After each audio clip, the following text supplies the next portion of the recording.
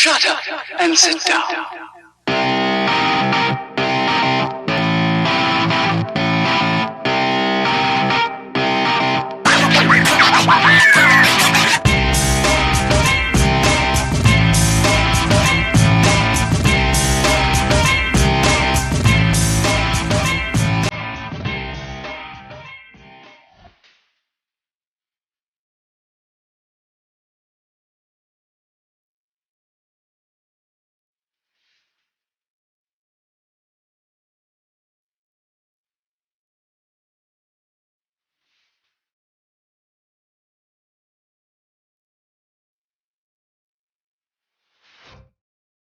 Hello. Hey, hello Hey, to you everyone. guys. Wow. Hey, you guys. Oh, I love that voice. I love that voice. That was from my So, ladies and childhood. what, Goonies? No, I call people when they know me. it was. What? I actually heard it first on a show called The Electric Company, Dude. which was Seriously, like, on the Electric Company? yeah. You ever heard of that show? No, I never heard of that show. It's kind of like a hipper version of Sesame Street without the puppets. Dude, that's wicked. You have to send me the link. You have to send me the link. Oh yeah. Okay, ladies and gentlemen, in this corner today, we got Coyote. Okay? What In this up? in this corner, you got me. Obviously, you all know who I am. Okay. Who are you again? I don't know. I'm some alien dude. I'm some alien bro. I'm sure I'm an alien. But guys, can you shout out far and wide? It's nice to see your audience coming on here. I'm gonna do that right now. Okay, do that right now, guys. Shout it out. As we got a little bit, he's waiting in the background. He's actually saying, hey, Drew, hurry up. I'll kick your ass. He is a legend martial arts guy. He has got the most world fastest punch. And, wow, it's in the world's Guinness record. Right there. See, this is what Book of World Records. This is what happens when you get tongue twisted by the world's Guinness record. He is such a legend. He runs a formal class of martial arts, but this guy also works in the movies now. He does his own movies. He does martial arts in them. And I was enjoying it the other day. I got so excited when I'm watching this. He's also working for the Matrix 4, which he'll tell you about a little bit. He's also done Venom. Oh, I'm allowed to say that. I'm allowed to say that, man. I'm allowed to say this one. Nope. I had his permission on this one. Yeah, come on. Oh, well. Nope. And we literally, guys, he also done this stage with 1 Minute, Dragon Fighters, and Ant-Man. Hey, you are. See, I remember all that. He is one top guy to have a laugh with. I want to all get ready. I think Coyote should say his name. Coyote, what do you want to say his name, brother? Make it sound cool. John Ozuna. As John Ozuna? Yes, you got it right, man. You did good. Yeah, man. I'm impressed. You did well. John Ozuna, how are you, brother? How are you? Good, guys. Good. Man, it's a pleasure to meet you guys. And Coyote, man, that's like the best I've ever heard anybody pronounce my last name. But you must have a little bit of Castilian blood in you. Actually, my first wife was Hispanic from the Valley. Wow. And so my kids are half. And I always tell everybody they're Mexican when it's convenient.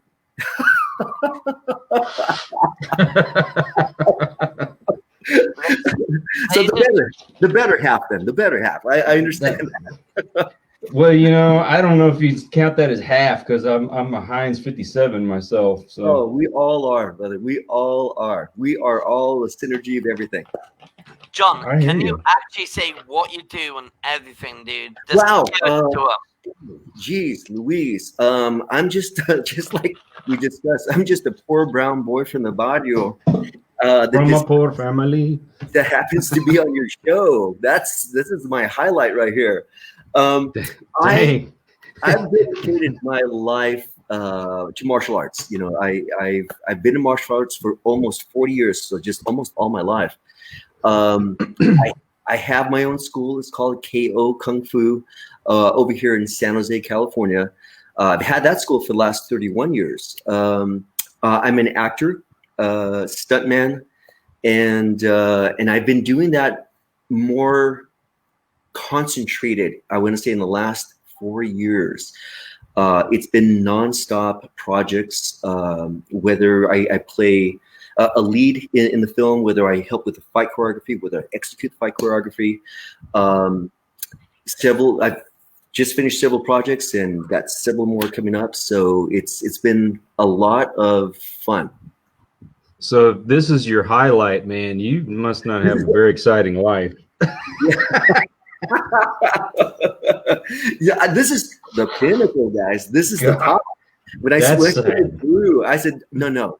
Drew goes, I'd love to have you on my show. I'm going, excuse me? I'm not quite at that level. You really want me on? Yeah, I want you on. I'm very humbled. I'm very humbled to be on your guys' show. But dude, you're working with Craig Aarons and Dave Espinosa? Absolutely. We just finished working with these guys. You had them on the show. I'm so glad because they were able to really kind of give you more of their background, background of CRA. They've been in the industry, particularly David Espinosa, for their lifetime, and they've dedicated so much work and education and experience behind that. I just finished a film with them called Demon Fighter. I had the lead role. I played Father Michael, and that was one of the most incredible learning experiences I've ever had as an actor, by far. That was, I grew as an actor more than I've ever had before, and I needed to, because the role called for it, because it really dealt with.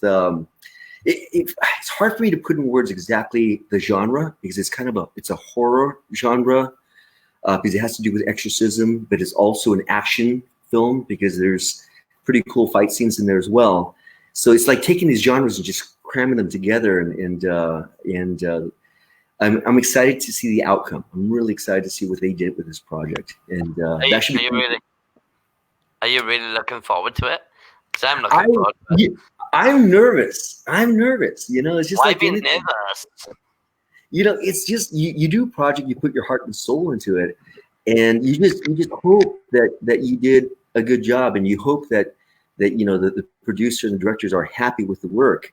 Remember, it's their project, So I'm just a small part in this of the whole big picture that we're doing, and and you just hope that you're living up to their expectations. That's what you hope. And let me tell you, I've been on many productions, and that was by far the most rewarding production I've ever been on. I mean, I've done other stuff that everyone's unique. Everyone's so unique, but that was by far the most educational for me, by far. Well, they said that they wanted Drew in one of their movies, so they don't have very big expectations. Dude, are you kidding me? Are you kidding me? You're selfish. Oh my days. Hello, is anyone there? He's gonna kick me off. You know what? That's a good idea. See you later, brother. You just just knocked him out of the way. Man, so what was the first film you ever worked on? Wow, boy, I've been doing this off and on for almost going on a couple decades now. The first feature film that I was on, there's a film called Enter the Fire. Enter the Fire. It had, you're going to recognize one of the characters, and that's Lou Ferrigno. Oh yeah, Lou Ferrigno was in this film, the star of that was Ian, a good buddy of mine, Ian, out of Los Angeles, Santa Monica. But that was the first bigger feature film that I was in. That got great distribution and whatnot, and it gave me an opportunity to work in a film where you obviously have people that are known, actors Lou Ferrigno. The Incredible Hulk. Exactly. Yeah, I don't care how many Incredible Hulks come out. You know, just he's the one. He's Nah. the one I'm the That's- best. I'm That's the like best. Let's get that right. that's like when you talk about Batman. The one and only true Batman was Adam West. So exactly right. Yeah, right. I agree with you on that one. Adam West was actually brilliant. I'm gonna ask this question. I don't want to leave it to the end. I don't want to leave it to the end. 'Cause I get so excited when I'm talking about it. I talked about it and I got tongue twisted. But you got the most fastest punch in the world. Yeah. On a Guinness World Record. Why did you create something like that? You overtook Bruce Lee's punch and decided to build something from it. What did you build from that punch? What did you create? You know, it's really unusual. Right now, I've held 2 Guinness World Records. One is for the most punches in a minute, which was 713 punches. And then the fastest punch in the world.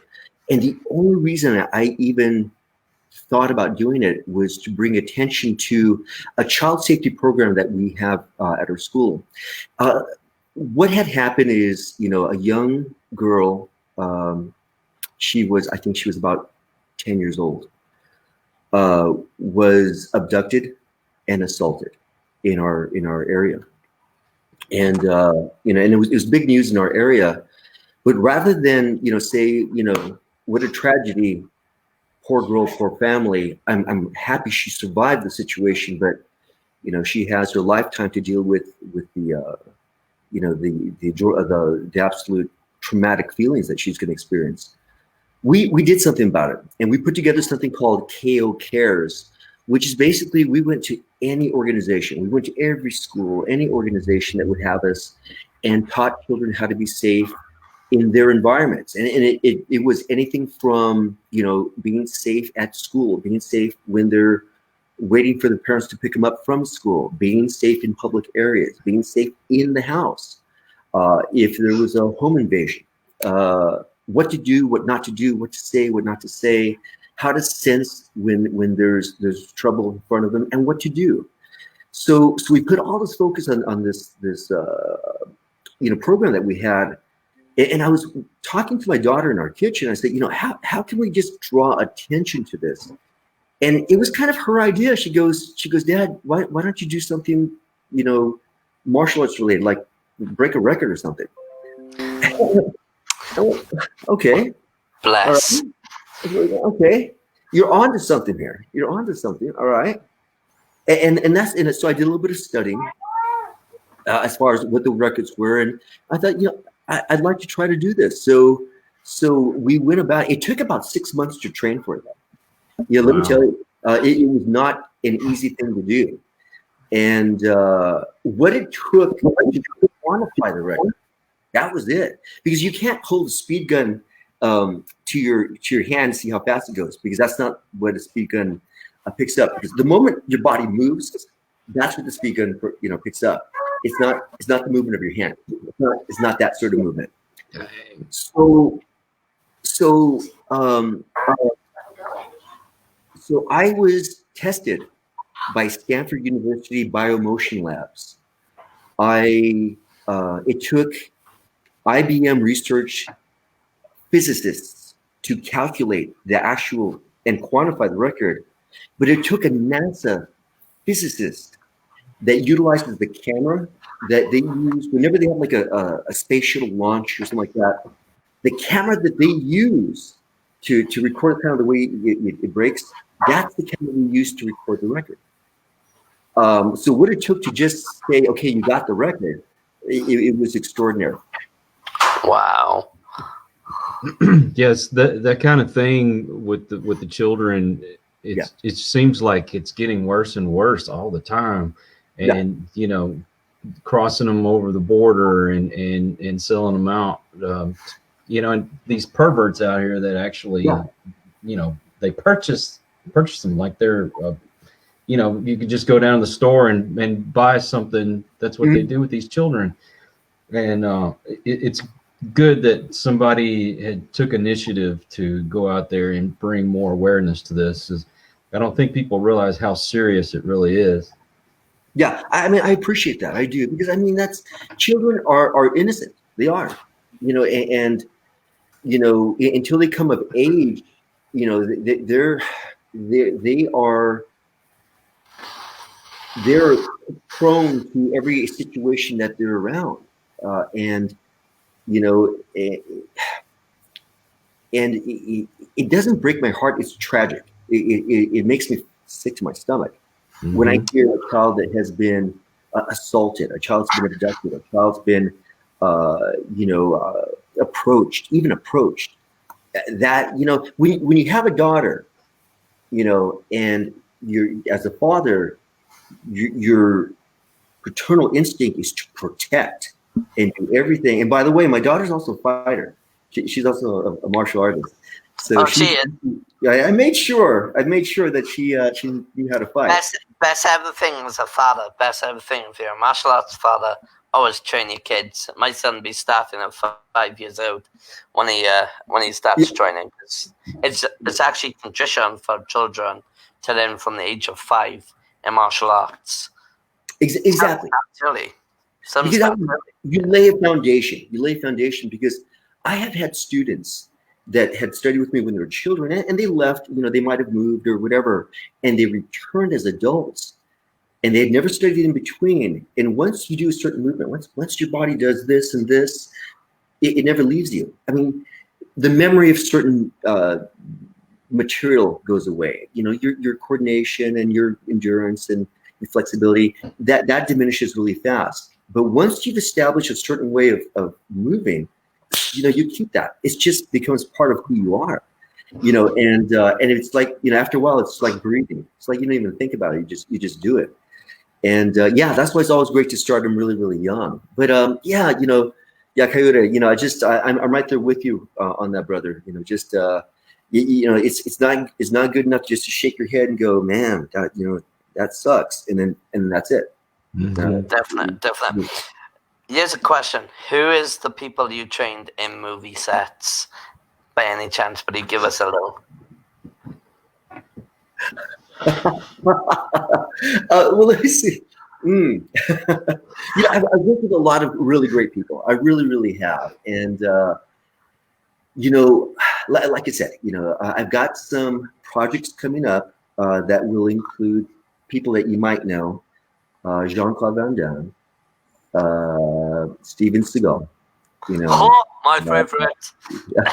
So that's going to be coming up in the next, I would say, couple of years. And so we have some projects coming up with them, and I'll be working with them directly. When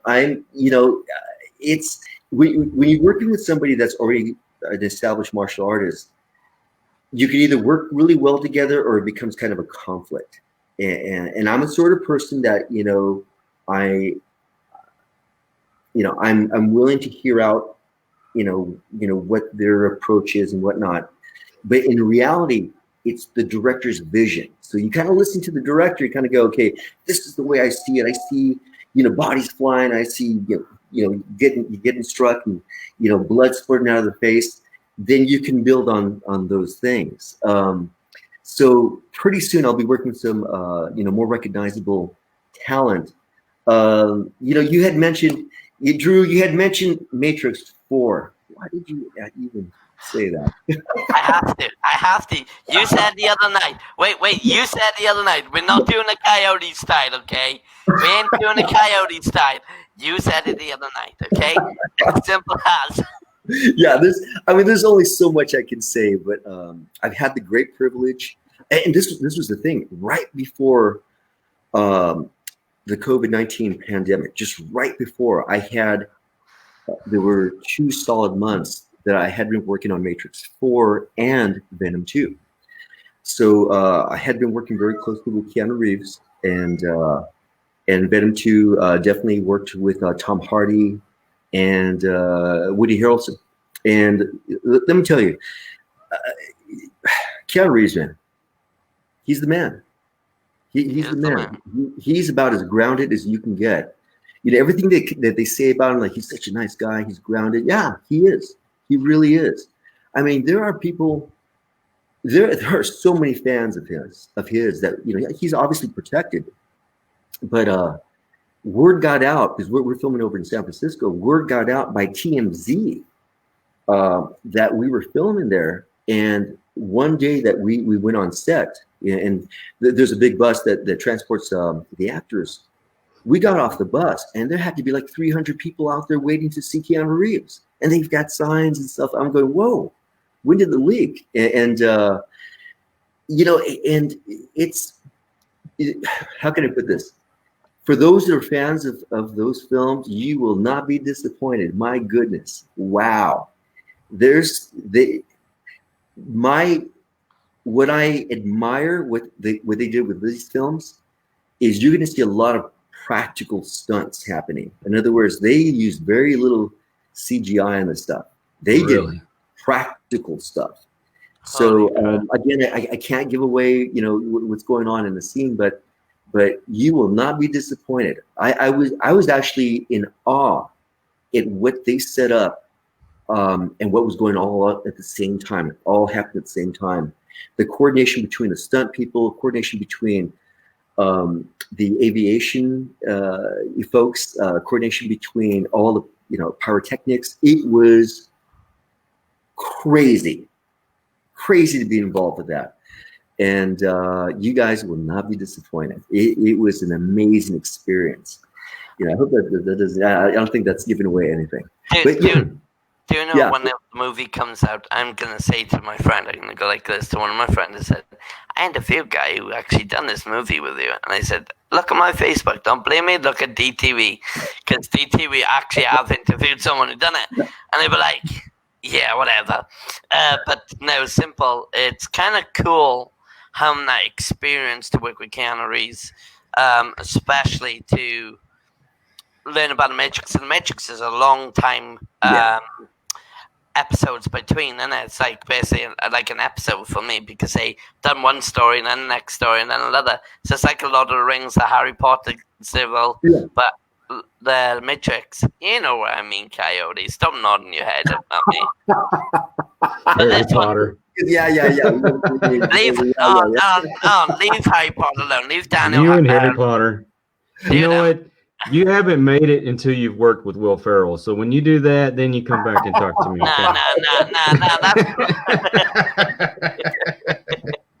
Oh man. Then you've made it. All right.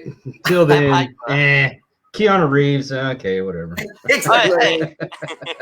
Keanu Reeves is like so cool. Harry Potter though, epic. Sorry. Bill and Ted, man. Bill and Ted. Bill and Ted all the way. Absolutely, yeah. Definitely. But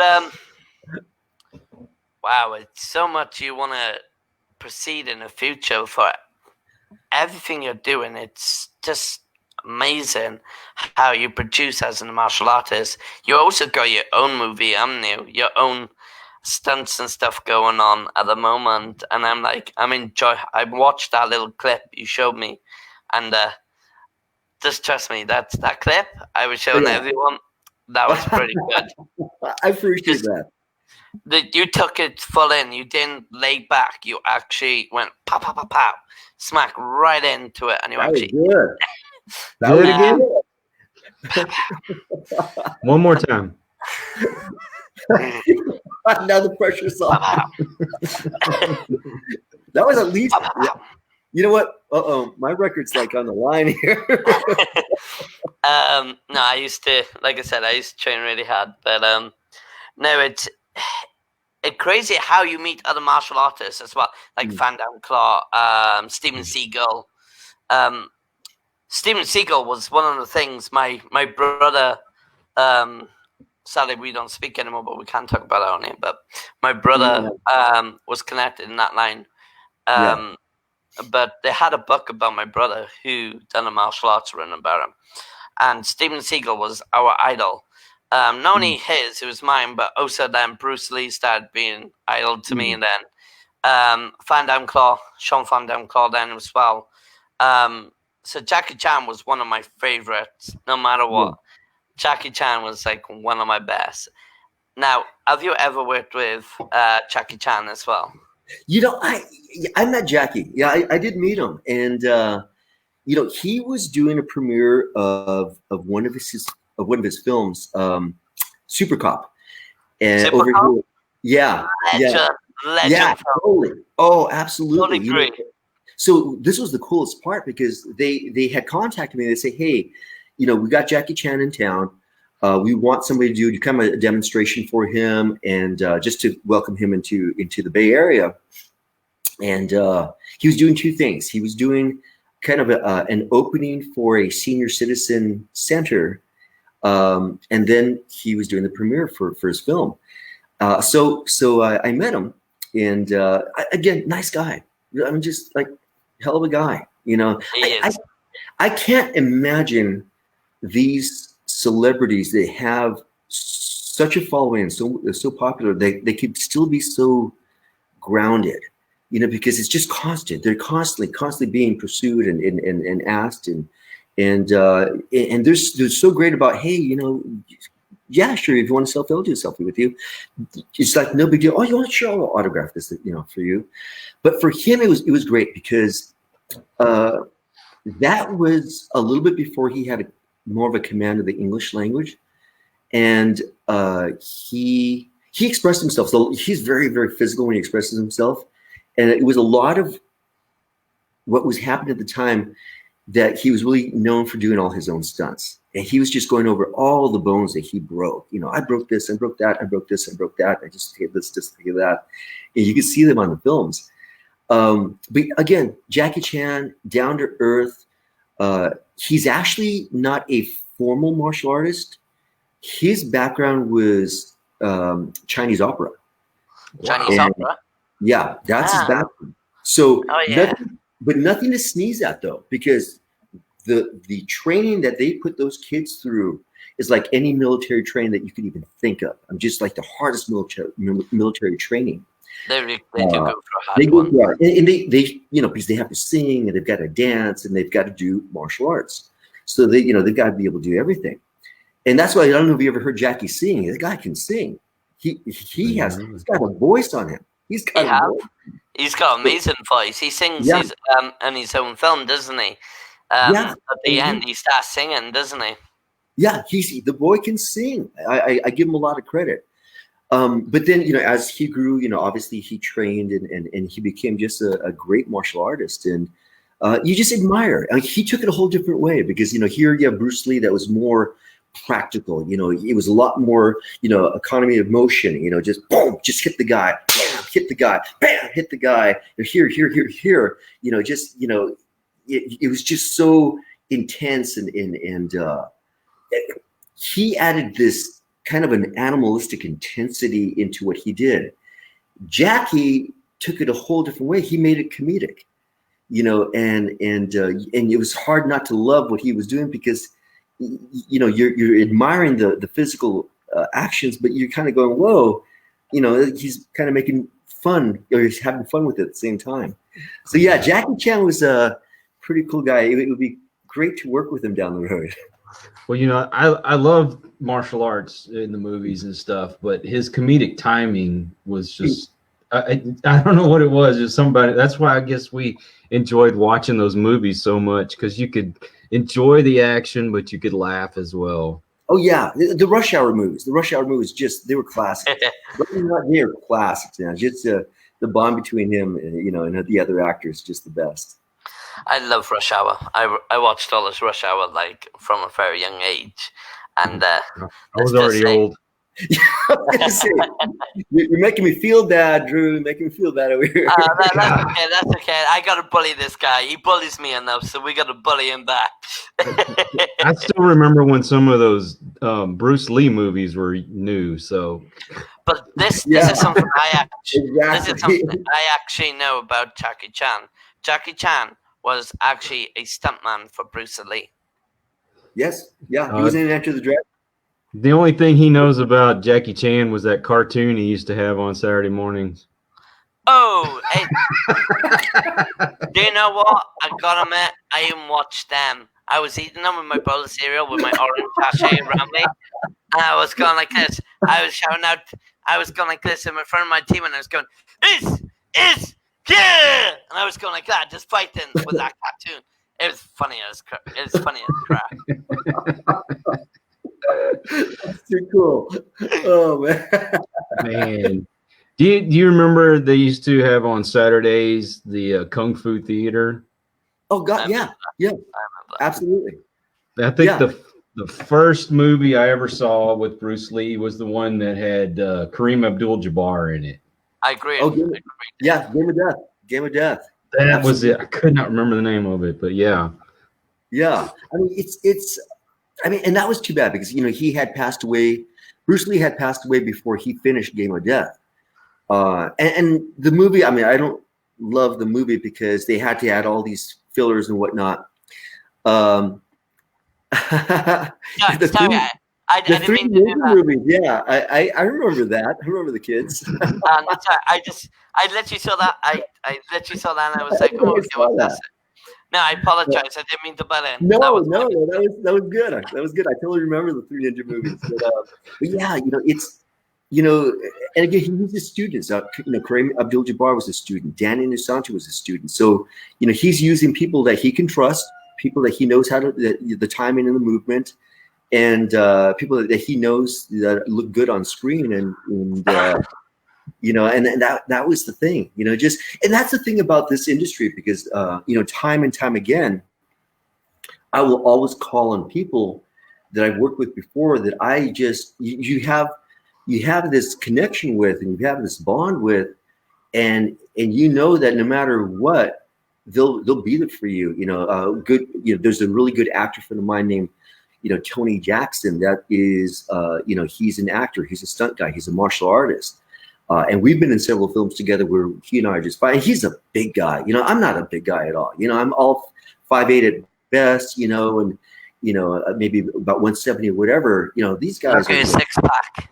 Yeah, 6'1", 6'2", 250, 260, solid. And these are the guys that I have to fight.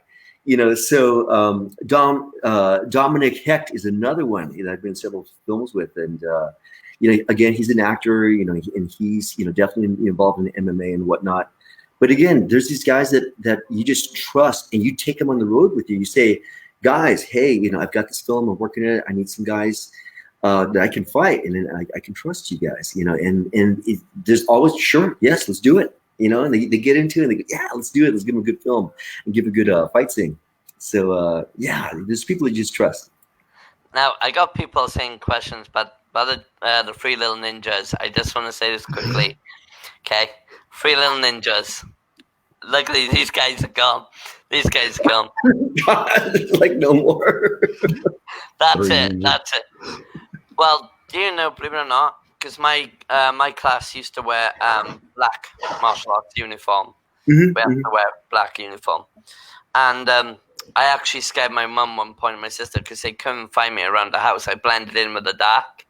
I actually copied the Three Little Ninjas technique, but they blend themselves in with the nature and all the colours around the house. And I actually done that, and I actually scared my mum and sister one point. They actually thought I was missing. The whole house was in completely darkness. So I had black socks on and a black mask there, and I wore my martial arts suit, and I was literally on the hallway, and they could not see me. I was like blended in with the dark, and I was like, you cannot find me at all. Next minute, I just went out with my car, wah! And I went in the car, and she just literally, she crapped herself. Honest to God, my sister and my mum literally panicked like heck. It was so funny, but it killed you. How old were you back then? I think I was 11 years old, straight up, dude. Yeah, 11 years old. I thought you were going to say this was last year or sometime. Nah, this could happen last year if I wanted to, if I lost the weight, But I think that guy, what's that guy's name now? Chris Farley. No, not that one. Who changed with Jackie Chan? Martial law. He done martial law movie on Channel 5. He used to do it. I've got his name. He also done it with Ip Man in the Ip Man movie. He had the asthma problem, and he actually stand up for Ip Man at one point and fought for it. But I can't remember his name. But it's like a big. He used to be big, and he used to do flipbacks, and he used to do his own stunts in martial arts. But he used to do martial art with he used to be a police officer come all the way from China, and then literally come to America, and then done some cop series. And damn, he was my favorite. I forgot his name. It's been a long time. It's been a long time. You're describing yourself, Drew. You know that. Johnny Karate. Yeah. Straight up, getting ready for it. You're ready for a fight scene. I can see it. Oh, dude, I haven't done a fight scene for years. I'm surprised he hasn't broke his computer in the middle of all this. So it'll just be me and you, John. Oh, I see some weights in the background. You and I we can lift together. Yeah, he's got his gym in the background. Have you got your gym in the background again now, dude? Are you lifting things up where you shouldn't be? I got my cane. I can see weights in the background too. You got like weights? No, I ain't got no weights in here. Is that a fan? Is that a That's fan? a fan. Oh, so fat! I swear, it looks like base. Yeah, Here. this is the only weight that I've been lifting. It's Coke Zero. Oh. Although I did get a big cup of iced tea today from Whataburger. So someone just said Drew's running around the house with a what's that? Where is it? Put it up there. On. Drew is running around the house with a husky voice saying, "I'm Batman." Wait, ready? Batman.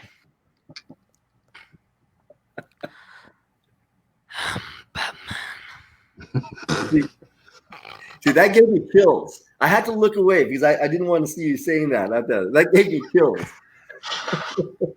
I'm Batman. I gotta turn away to keep from laughing. Oh my god. This is one funny episode, I tell you. Woo-wee! You know, I think I need a fucking... I tell you what's kicking my butt today is these freaking allergies, man. Yeah. It's been bad. Yeah, again, like I said, here in California, between allergies and the fire, it's wow. Let me tell you, it's hard to breathe. It's just hard to breathe. Yeah, me with my allergies, and I moved to a town called Cedar Park. Kirsty, that's the guy. Samu Hung. Oh, Samu yeah. Hung. Yes. Got you. Because didn't he do a TV series for a little bit called was it Martial Law? Yeah, Martial Law. That's what he done. Yeah, it was on Mm-hmm. Channel 5 though, but it'd be something different in America. I don't know, but it was on Channel 5, and doesn't matter what size you are, you could do any front flip or back flip or push-ups or sit-ups, long as you're willing to do it. But that's why I like absolutely. I mean, that's the thing. For me, when we do what we do, we put ourselves in public's eye. We are, leaving ourselves exposed to any level of criticism or comments or whatever. I mean, just people are always gonna, somehow, some way, kind of attack, and that's cool. I mean, everybody is got the right to their opinion or whatever, but it's you got to choose what you want to listen to and what you don't want to listen to. Not that long ago, I was told to give up acting. They just said, they said, no way, you're just not going to do it. They just, you just don't have what it takes to really do well in this industry. And they were considering me for 3 films. They were considering me for 3 films as the lead actor. And they turned it down every single time. They were considering me though. But when they found out what I looked like, and they found out what my background was, they said, no, we don't want it. And this is what they told me. They said, there's no room in Hollywood for a Latin male lead. Sorry, we don't need it. And they just said, you might as well just give up the business. And I was going, wow, that's about as direct and blunt as you can give a comment. And in this industry, you got to have a thick skin. Just simply because people they're gonna attack every aspect of yourself. They're going to say too short, not good looking, can't move, you know, too old. I mean, just they'll go down the list and tear you apart. Can't act, you know, and then they're not giving you constructive criticism. They're just saying, this is what we think, and next person. And it leaves you just kind of like this, you know. And for any person, you know, regardless of our backgrounds, it doesn't matter what our backgrounds or our experiences, none of us feels good about, you know, being criticized, you know, harshly, you know. And so this industry, you know, really causes you to really think, you know, do I want to subject myself to this every single time I audition, every single time that I put my, you know, my face out there, every single time that I try to, you know, read a line or whatever, and receive, you know, all that sort of, I don't want to say it's negative feedback, but often it is. And yeah, you do, you know. It's not easy. It's not easy by any stretch of the imagination, because they attack you kind of from the outside, inside out, all the way through. And you know, like I said, there's a time to listen and time not to listen. And when somebody says you can't or you shouldn't, I can't listen to that. You know, I can't. You know, what we have, what we all have is we have this. You know, this provides us with the ability to see ourselves in any way that we want to see ourselves, to be the superhero, to be the professional athlete, to be the scholar, to be the brain surgeon, whatever. We envision ourselves in that role.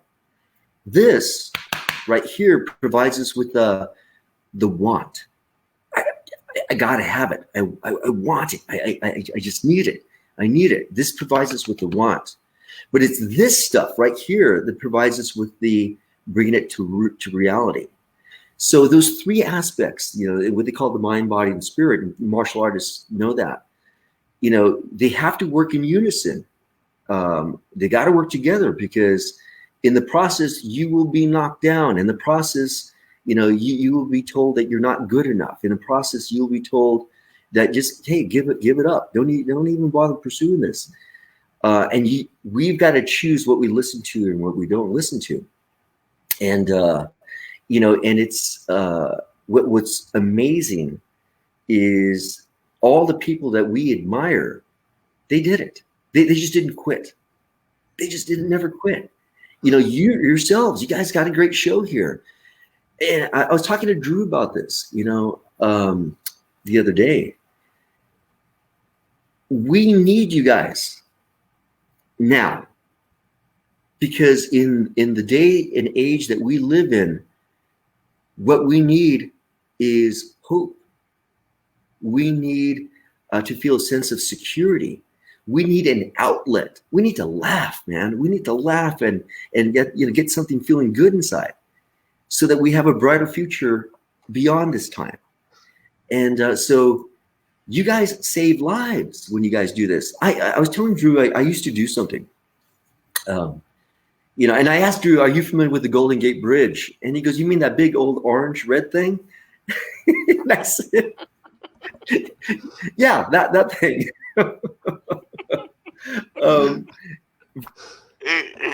Oh my Lord. I know. I'm a trouble one. I know, but you'll find me. You only can find only one Drew. Uh-oh. Did we freeze? John is crash. John's crashed. What we're doing is, I just got to create this. It's a lot of people. Of you already. Say again? He's sick of you already. Nah, he's sick of you probably. So I just quickly read this. If you sit there and negatively and tell yourself you can't do something, you'll never access. Never accomplish. Yeah. Accomplish it. Uh-oh, we lost him. Okay, we'll be back, guys. If you sit there positively and tell yourself what you're doing or tell yourself you're doing this. You have to put it up there. I can't read it.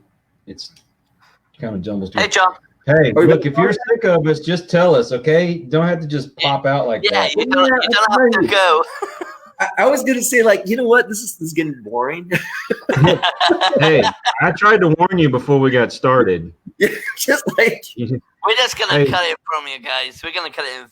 Please, just forget about that scene. When you talk about not giving up, you've heard of the household cleaner called Formula 409, right? Yeah, absolutely. You know why they call it that, don't you? No, I don't. Because the first 408 times it failed. The 409th one is the success. Wow, I didn't know. That is fantastic. I love that. So never give up. Longhorn Paranormal. It's kind of a comedy in a way, but this is a legend guy, John. He's actually a kung fu. I'm just going to call it kung fu master because it's 40 years experience. That is a master for me. He also does film acting. He's done some amazing stuff as well. Venom 2. Now I can mention it. Matrix 4. And also, he's done Dragon Fighter and a Dragon Fighter. He's done quite a bit of movies. He's a brilliant guy. He's also in the world's Guinness record for the most fastest punch, but I might be taking over that. That's a hint. He's got a new record. He got a new record that he just accomplished today, being on the most boring podcast show ever. Dude, it's okay. You're the one who's making it boring. It's okay. When you've got to go to Formula 409. I'm still working on Formula 5. See, no, this is a problem. You're talking on Formula 5. What's that, a cleaning product? Yeah. We're talking about clean. You're the one who's boring. I mean, wow. He's gone off me. I'm in trouble. Because I'm done with you guys. Screw you guys. I'm going home. Exactly. Oh man, South Park, Cartman, love it. Okay, so someone's put a question in. I think we need to answer some of the questions. But John, can you say hi to everyone? Because it'd be nice. Absolutely. Hi everybody. Geez, everybody tuning in. It's always a pleasure. Have seen definitely the Drew Show or Drew TV, and snippets of that. So hey, this is the place to be right now. This is the place to be. So, yes, hello to all three people watching us today. Actually, we're not doing too bad. So here's a question. Oh, we're up to 4. All right, so I love that. Be positive and love who you are, because there is no one like you, and there are always people that want to bring you down in life, but there is more people that love you out there. Oh, thank you, Chantel. Thank you. It's really nice what people are saying. You get to hear what the audience is saying as well. I like that. Oh, I guess you want me to read that too? God, man, that's too much reading in one day. I'll have to pay you $1,000 later on, okay? Oh, right on. Army taught me some martial arts. Good stuff. I'm all in to listen. Oh, yes. That's our friend from Longhorn Paranormal. Yes. Hey! Been told the same thing about Nation H. Congratulations. Everyone is commenting. Mods, thank you for commenting and supporting our channel as well. So make sure I always get my mods in my audience. I respect my mods in my audience. I respect all mods in the audience. So I can say this all day. But no, dude, it's actually having a lovely pleasure of you on my channel, because it just means even someone else is doing movie or doing martial arts or doing something of their life. It's someone who's making a success, and they're showing other people how it's done. And for myself, doing DTV with Coyote, Coyote's the 5 broadcasts. We kind of work together, and we're building this up together. And it's like people like you. We try to help people like yourself and other people out there. That's what we're doing it for. We're building them. We've been making them recognized out there even more. Even if they were famous or not, it's about that gathering. Any advice you want to give us before I ask you another question? There we go. What happened there? I have no idea. I think the laptop. He was already sick of it. Do you want me on the show, or is I don't know. I think I'll have to go. I'll see. Actually, if we can, I would like to go back to something because I feel like this is really important. There's people out there watching. They have children, they have grandchildren, and so when you go to places like schools and things like that to talk about what the missing and abducted children, or even children that are approached, what kind of advice do you give them? Because I think this is really, really something we should touch on. Yeah, I mean that's really important. So what we do is we identify what a stranger is. Who is a stranger? And what we tell our children is a stranger is a person that your parents do not know. That's who a stranger is.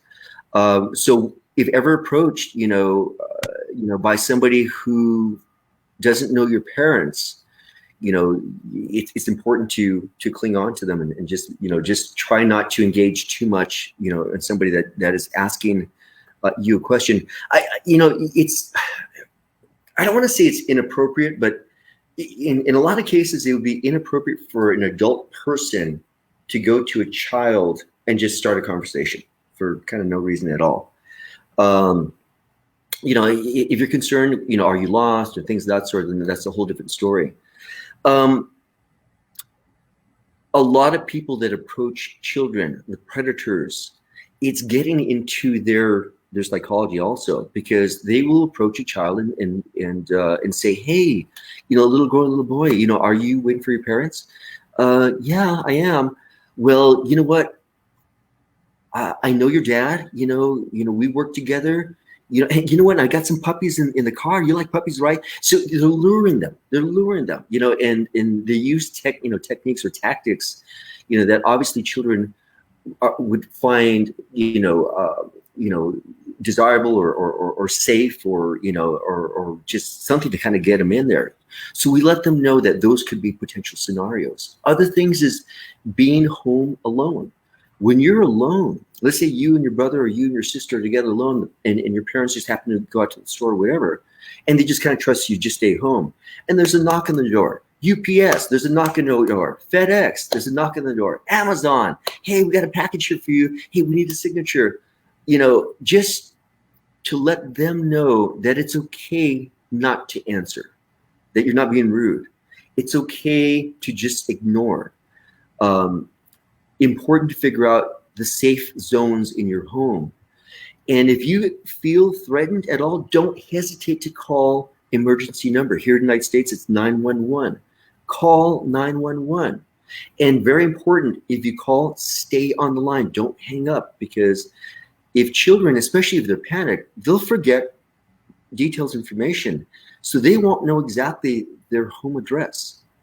So, bits and pieces of information like that kind of get lost. And so we just advise the kids, just hold on, continue talking to the operator, and they will figure out a finding where you're at just by the phone signal.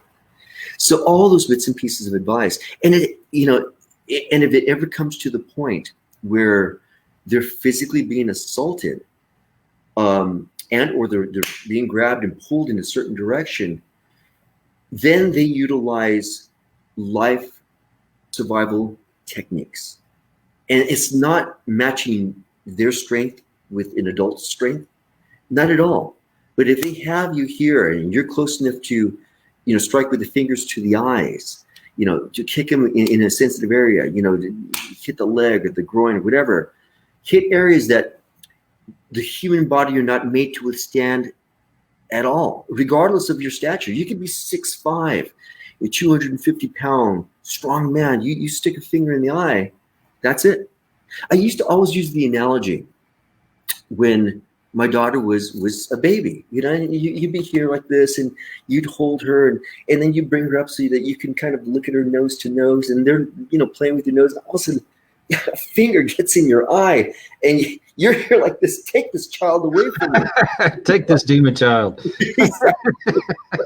You know, and you're here like this, and you're here like this. Give me an ice pack. Think about it. That is an infant who's put their finger in an adult eye, and look at the effectiveness it had. So it's just the information, and not to hesitate, just to run, yell, shout, and bring attention to the situation, because we live in a day and age right now where there's a lot of people willing to help. They're willing to help their fellow person. I come from a generation, and Kayla, I don't know if you remember this, you're still young. We were told never to yell help. We were told to yell fire, and then people will help. That's it. Because back in the day, people did not want to get involved. But now it's different. Things have changed. How often do you hear somebody yelling, help, help? You know, how often do you hear that? Never. So you know that there's a bad situation. So you go to it. And there, I'll tell you, there's a lot of great people out there in the world willing to help. Do you remember when we were kids, they used to have these little signs that people would put in their window, and if you needed a place that you needed to run to, you knew that if you saw that sign, it was okay to go there? Exactly. Yes. Yeah, I totally remember that. It was like safe place, or I forgot what the it was called. We used, but it was it stood out, and you'd place it like in your front window, and people would know that they can run in there, knock on the door, and that'd be a safe place for them to actually go to. So yeah, it'd basically be like a safe house then for the child. Yeah, it was. Whoa. You never knew, but I mean, most people knew their neighbors back then when we were little. So, yeah, it's the same with us. When I was growing up, you have to know your neighbors, and you know who you know. Because I used to live in a cul-de-sac, so yeah, I would have. But no, that's really cool. You lived in a gunny sack. What? Cul-de-sac. Don't ask. You lived in a gunny sack. A cul-de-sac. Yeah, just shut up. Shut up. Leave me alone. You're just being a wipe. Go away. Hey everybody, Drew lived in a gunny sack. Poor guy. It's not a gunny sack. It's a cul-de-sac. He's had a hard life so far. That's terrible, man. Oh my days. It's not my day today. Let's take up a collection for Drew. Poor guy. If you donate now, we can get him out of there. We can get him out of that sack. Nah, I'm okay. I'm happy.